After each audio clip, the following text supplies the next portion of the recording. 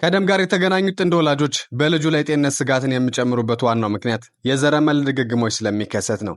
ይህ ደግሞ የሚወለዱ ልጆች በሽታ እንዲወርሱ ያደርጋቸዋል። በዚህም የተነሳ ዝምድና ካላቸው ወላጆች የተወለዱ ልጆች መካከል የቋንቋና የንግግር ችግር 11 በመቶ ሲሆን ዝምድና በሌላቸው መካከል ደግሞ 7 በመቶ ሆኗል።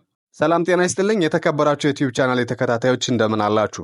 በዚህ ቪዲዮ ላይ ዝምድና ባላቸው ሰዎች መካከል የሚፈጸም ጋብቻ የሚያስከትለውን የጤና ችግር የምነግራችሁ ይሆናል። እስከ ቪዲዮ ፍጻሜ አብራችሁን ቆዩ።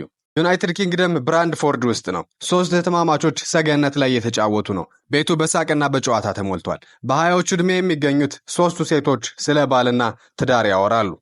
እህትማማቾቹ በሳምንቱ መጨረሻ ለሚደገስ የቤተሰብ ሰርግ እየተዘጋጁ ነው። ሙሽሪትና ሙሽራው ደግሞ የአክስት ልጆች የሆኑበት ሰርግ ነው። ለብዙ ሰዎች ይህ አስደንጋጭ ሊመስል ይችላል። በዩኬ ብራድፎርድና አካባቢው ግን በጣም የተለመደ ነው። ከ3ቱ እህትማማቾች ትልቋ አይሻ 29 ዓመቷ ነው። በአውሮፓውያኑ 2017 ነበር ያጎቷን ልጅ ያገባችው። 2 ልጆች ወልደዋል። በትዳሯ ደስተኛ እንደሆነች ትናገራለች። ያጎቷን ልጅ ማግባት በወቅቱ ችግር ሆኖ አልተሰማትም ነበር። ብዙዎቹ የፓኪስታን ስደተኞች እናቶቻቸው ለልጆቻቸው እንዲህ እንዲያደርጉ ይሻሉ። ከ3ቱ ታናሽ የሆነችው የ26 ዓመቷ ሳሊና ግን የምወደውን ነው የማገባው ትላለች። ከቤተሰቦች ትዳር መመስረትን ታስባለች። ይህ ነገር ቤተሰቡን አሳስቦታል። ማሊካ ደግሞ 3ኛው እህታቸው ከወዲሁ እኔ ብሞት ዘመዴን አላገባም የሚል አቋም ይዛለች። ማሊካ በእህቶች አልፈርድም፣ እኔ ግን አላደርገውም ትላለች። ለመሆኑ ዝምድና ባላቸው ጥንዶች መካከል የሚደረግ ጋብቻ ለምን አሳሳቢ ሆነ? በዩኬና በመላው አውሮፓ ከአጎት ወይም ከአክስት ልጅ ጋር የሚፈጸም ጋብቻ ላይ ክርክሮች አሉ። አንዳንድ አገሮች በሕግ ከልክለዋል። አንዳንዶቹ ገና ጥናት ላይ ናቸው። ሐኪሞች በቅርብ ቤተሰብ መካከል የሚፈጸም ጋብቻ ብዙ የጤና ችግሮችን ያስከትላል ይላሉ። ይህን በተጨባጭ ለመረዳት አንድ ትልቅ ጥናትና ምርምር በብራድፎርድ እየተደረገ ነው። ጥናቱ ከተጀመረ 18 ዓመት ሆኖታል። ተመራማሪዎች በከተማ ውስጥ ከ13,000 በላይ ሕፃናትን በመመልመል ከልጅነታቸው ጀምሮ እስከ ጉርምስና ዕድሜ ድረስ በቅርብ እየተከታተሏቸው ነው። በጥናቱ ውስጥ የተካተቱት ልጆች የአጎት ወይም የአክስት ልጅ ካገቡ ጥንዶች የተወለዱ ናቸው። የቅርብ ቤተሰብን ማግባት የጤና ተጽዕኖ እንደሚኖረው ለማረጋገጥ እጅግ ጠቃሚ ከሚባሉ ጥናቶች ውስጥ አንዱ ነው።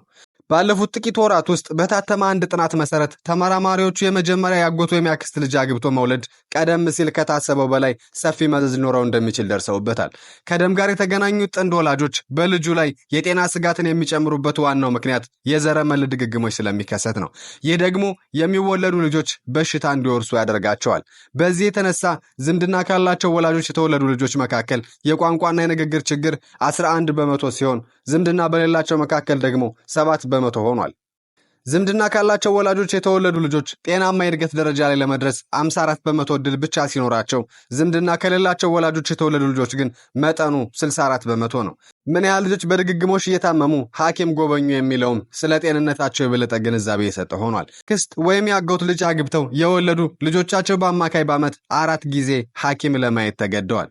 ቻርልስ ዳርዊን ለዚህ ምን አስተዋጽኦ አድርጓል? ይህ የአጎት ወይም የአክስት ልጅ የማግባት ባህል በመላው አውሮፓ የሕግ አውጪዎችን ቀልብ የሳበ ሆኗል። ውሳኔ ላይ ለመድረስ ግን የማያዳግም ሳይንሳዊ መረጃን ይፈልጋሉ። 2 የስካንዲናቪያ ሀገራት ማለትም ኖርዌይና ስዊድን የአክስት ወይም የአጎት ልጅ ጋብቻን ሙሉ በሙሉ ሕገወጥ አድርገው ፈርጀውታል።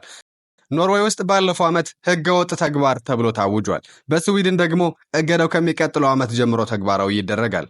በዩኬ ውስጥም ተመሳሳይ እንቅስቃሴ ተጀምሯል። የወግ አጥባቂው የፓርላማ አባል ሪቻርድ ሆልደን ድርጊቱን ለማስቀረት ትግል ጀምረዋል። የሌበር ፓርቲ ግን እገዳ ለመጣል ለጊዜው ምንም እቅድ የለም ብሏል። ለጊዜው ዩናይትድ ኪንግደም የቅርብ ዘመድ ጋብቻ ስለሚያስከትለው ጉዳቶች ለመረዳት በእርግዝና ወቅት ተጨማሪ ምርመራ እንዲያደርጉ ዜጎችን የሚያበረታታበትን የጄኔቲክ ምክር ፖሊሲን እየተከተለች ነው። በእርግጥ ለብሪታንያውያን የአጎትና የአክስት ልጅ ማግባት በዚህ ዘመን እንግዳ ነገር ነው። በቀድሞ ጊዜ ግን የመሳፍንት ቤተሰቦች ዘንድ በተለይ ይዘወተር ነበር። የዝግመተ ለውጥ አባት ተብሎ የሚጠራው የሥነ ፍጥረት ተመራማሪው ቻርልስ ዳርዊን የአጎቱን ልጅ ኤማ ዌድውድን ነው ያገባው።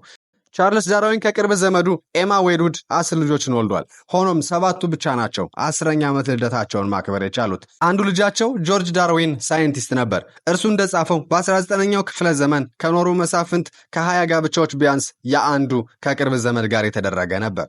በ20ኛው ክፍለ ዘመን ግን በዩናይትድ ኪንግደም የአክስትና የአጎት ልጅ ማግባት ወደ 1 በመቶ ቀንሷል። ሆኖም በአንዳንድ የእስያ ማህበረሰቦች ዘንድ አሁንም ቀጥሏል።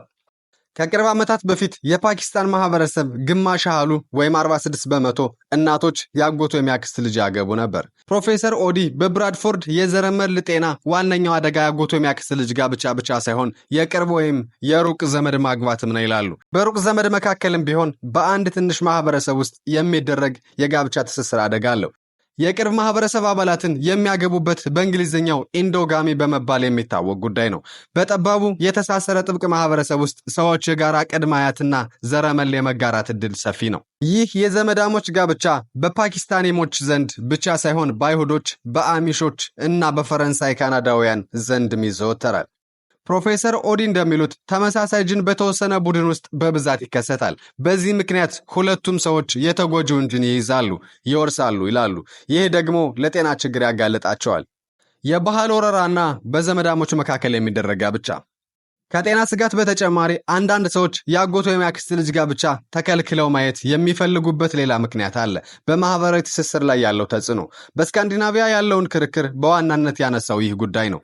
ባለፈው ዓመት ያጎቱ የሚያክስት ልጅ ጋብቻ በተከለከለበት ኖርዌይ ድርጊቱ ከግዳጅ ጋብቻ ጋር የተያያዘ መሆኑን ሕግ አውጪው ገልጸው አንዳንድ የደቡብ እስያ ስደተኛ ሴቶች ከዘመዶቻቸው ጋር እንዲጋቡ መገደዳቸውን ያነሱ ነበር።